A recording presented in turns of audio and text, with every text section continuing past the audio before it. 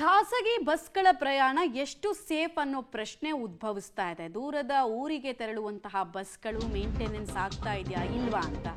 ಈ ಬೆನ್ನಲ್ಲೇ ಹೈದರಾಬಾದ್ನಿಂದ ಬೆಂಗಳೂರಿಗೆ ಖಾಸಗಿ ಬಸ್ ಬರ್ತಾ ಇತ್ತು.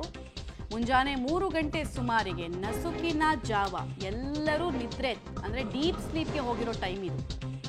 DD01N ರಿಜಿಸ್ಟರ್ಡ್ 9490 ನಂಬರ್ನ ಖಾಸಗಿ ಬಸ್ ಇದು ಅನ್ನೋದು ಗೊತ್ತಾಗ್ತಾ ಇದೆ.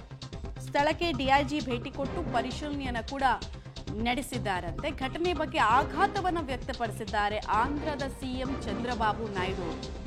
3 ಗಂಟೆ ನಸುಕಿನ ಜಾವ 3 ಗಂಟೆ ಸ್ವೀಟ್ ಸ್ಲೀಪ್ ಅಂತೀವಲ್ಲ ನಾವು, ಆ ಟೈಮಲ್ಲಿ ಇಷ್ಟು ದೊಡ್ಡ ದುರಂತ ಆಗಿದೆ. ತುಂಬ ಜನ ಎಚ್ಚರಗೊಂಡ್ರು.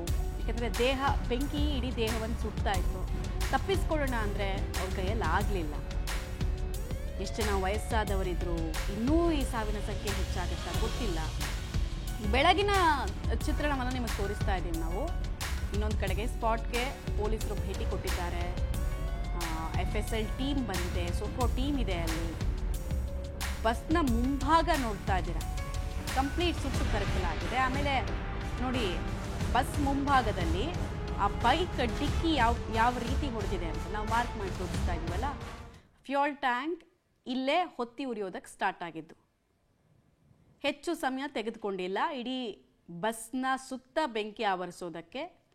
ಬಟ್ ಹೆಂಗೆ ಅಷ್ಟು ಅಡಿಗೆ ಬಂದು ಸಿಕ್ಕಾಕೊಳ್ತು ಬೈಕ್ ಅನ್ನೋದು ಪ್ರಶ್ನೆ. ಅಡ್ಡಾದಿಡ್ಡಿ ಬೈಕ್ ಸವಾರ ಬನ್ನ, ಅವನ ಕತೆ ಏನಾಯಿತು ಪ್ರಶ್ನೆಯಾಗೇ ಉಳಿತಾ ಇದೆ. ಎರಡನೇದು, ಈ ಬಸ್ಸೇ ಓವರ್ ಸ್ಪೀಡ್ನಲ್ಲಿತ್ತ ಅದು ಗೊತ್ತಾಗ್ತಾ ಇಲ್ಲ. ಸುತ್ತಮುತ್ತ ನೋಡಿದಾಗ ಯಾವುದೇ ಹಂಪ್ ಇಲ್ಲ ಅಲ್ಲಿ. ಮತ್ತು ಹೆದ್ದಾರಿ ಬೇರೆ ಆಗಿರೋದ್ರಿಂದ ಲೈಟ್ಸ್ನ ಕೊರತೆ ಇತ್ತು. ಆಮೇಲೆ ನೀವು ಇಂಥ ಅಪಘಾತಗಳೆಲ್ಲ, ಈ ಆಕ್ಸಿಡೆಂಟ್, ಬೈಕಿಗೆ ಬಸ್ ಡಿಕ್ಕಿ ಆಗೋದು ಎಲ್ಲ ಆಲ್ಮೋಸ್ಟ್ ಡೆಡ್ಲಿ ಅಪಘಾತಗಳಾಗೋದೇ ನಸುಕಿನ ಜಾವ. ನಮ್ಮ ದೇಹದ ಪ್ರಕೃತಿಗೆ ವಿರುದ್ಧವಾಗಿ ನಾವು ಚಾಲನೆ ಮಾಡ್ತಾ ಇರ್ತೀವಿ, ಆಗಾಗೋ ಅಪಘಾತಗಳಿವು.